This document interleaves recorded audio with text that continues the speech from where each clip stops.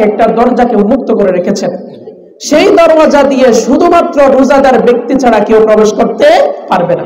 ওই দরওয়াজা দিয়ে শুধুমাত্র রোজাদার ব্যক্তিরা প্রবেশ করতে পারবে। সেই দরজার নাম হচ্ছে রাইয়ান। সেই দরজার নাম কি? রাইয়ান। এটা শুধু রোজাদার ব্যক্তির জন্য খাস করে রাখা হয়েছে।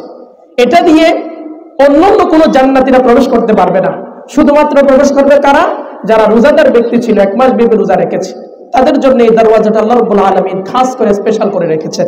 এই মাহে রমজান রহমত, মাগফিরাত, এই নাজাতের সওগাত নিয়ে আসার পরে এই মাহে রমজান আমাদের থেকে বিদায় নিয়ে চলে গেল। রমজান মাস আমাদের মাঝে কেন এসেছিল? আসার কারণ কি? আমি রোজাকে তোমাদের উপর কেন ফরজ করেছি? আল্লাহ রাব্বুল আলামিন বলেন, ইয়া আইয়ুহাল্লাযীনা আমানু কুতিবা আলাইকুমুস সিয়ামু কামা কুতিবা আলাল্লাযীনা মিন ক্বাবলিকুম লাআল্লাকুম তাত্তাকুন।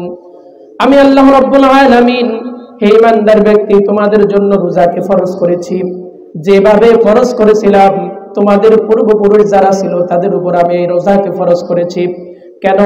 এই রোজা থেকে তোমরা যেন তাকওয়া অর্জন করতে পারো। সুবহানাল্লাহ। তাহলে এই রোজাকে আমাদের জন্য ফরজ করেছেন কি জন্য? আমরা যেন সেই রোজা থেকে তাকওয়া অর্জন করে মুত্তাকি হতে পারি। এই যে টুপি, দাড়ি, পাঞ্জাবি, এগুলো তাকওয়া নয়, এগুলো হচ্ছে তাকওয়ার পোশাক। এগুলা কি? তাকওয়ার পোশাক। তাকওয়া কোথায়? অন্তরের ভেতরে। তাকওয়া মানে আল্লাহর ভয়। আল্লাহর ভয় কোথায় থাকে? অন্তরে। নবী করিম সাল্লাল্লাহু আলাইহি ওয়াসাল্লামকে প্রশ্ন করা হলো, ইয়া রাসূলুল্লাহ সাল্লাল্লাহু আলাইহি ওয়াসাল্লাম, হে আল্লাহর রাসূল, তাকওয়া কোথায় থাকে? নবী করিম সাল্লাল্লাহু আলাইহি ওয়াসাল্লাম তার কলবের দিকে ইশারা করে বললেন, আত-তাকওয়া হাহুনা, আত-তাকওয়া হাহুনা, আত-তাকওয়া হাহুনা। ওয়া ইশারাতু ইলা কলবি রাসূলিল্লাহ সাল্লাল্লাহু আলাইহি ওয়াসাল্লাম। রাসূল বললেন, ও আমার উম্মত, হে আমার সাহাবীগণ, তাকওয়া এখানে, আল্লাহর ভয় এখানে, আল্লাহর ভয় এখানে। সুবহানাল্লাহ। তাহলে আল্লাহর ভয় কোথায়? অন্তরের ভিতরে। দাড়ি, টুপি, পাঞ্জাবি এগুলা তো আল্লাহর ভয় নয়, এগুলো হচ্ছে তাকওয়ার লেবাস, তাকওয়ার পোশাক। তাহলে মূল তাকওয়া কোথায় থাকে? অন্তরের ভিতরে।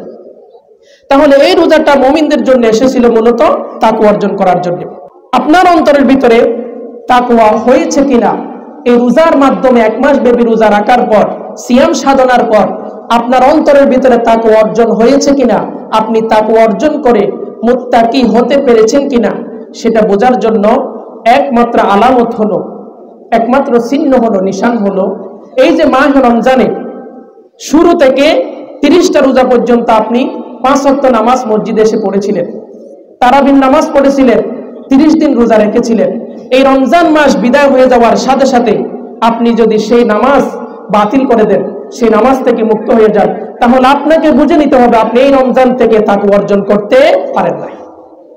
যদি মাহে রমজান 1 মাস ব্যাপী যেভাবে আপনি রোজা রেখেছিলেন, 5 ওয়াক্ত নামাজ মসজিদে এসে পড়েছিলেন, এইরকম যদি আপনি বাকি 11 মাসও যদি আপনার ভিতরে যদি দেখা যায়, তাহলে বুঝে নেবেন আপনি তাকওয়া অর্জন করতে পেরেছেন, এই রোজা থেকে আপনি কিছু নিতে পেরেছেন।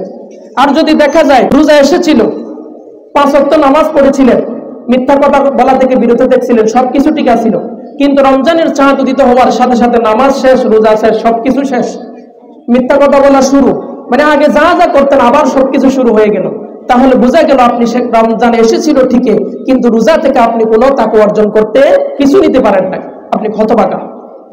তাই জান্নাত কাদের জন্য? আল্লাহ রাব্বুল আলামিন বলেন, উইদ্দাত লিল মুত্তাকিন, এই জান্নাতটা হয়েছে মুত্তাকিদের জন্য। আল্লাহ রাব্বুল আলামিন মুত্তাকিদের জন্য জান্নাতকে বরাদ্দ করেছেন।